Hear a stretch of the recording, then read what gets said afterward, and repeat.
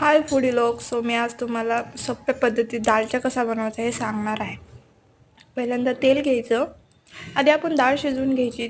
3 किंवा 2 डाळी पाहिजेत. परत नंतर कच्चा मसाला, कांदा हे सगळं भाजून घ्यायचं. देन अद्रक आणि लसूणची पेस्ट टाकायची. ते सगळं एकदम पेस्ट करून घ्यायचं. मेल्ट होऊ द्यायचं ते सगळं.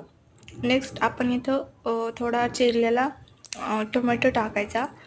ते पण सगळं एकदम मस्त होऊ द्यायचं. परत धना, लाल पावडर, मीठ आणि गरम मसाला टाकायचा ह्याच्यात आणि ते सगळं भाजून घ्यायचं. ते झालं की परत मग आपली शिजलेली डाळ टाकायची. हे बघा मी डाळ टाकते. सो मी शिजवून घेतलेली आहे अगोदरच. 3 डाळी आहेत त्याच्यात. नेक्स्ट पाणी टाकू थोडंसं.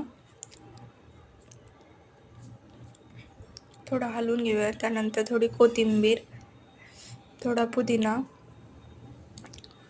And this is without pumpkin आपला दालचा झालेला आहे. सो तुम्ही बघू शकताय आता. हे बघा तुम्ही, without pumpkin dalcha. Okay bye. या खायला दालचा. मस्त झाला, टेस्टी.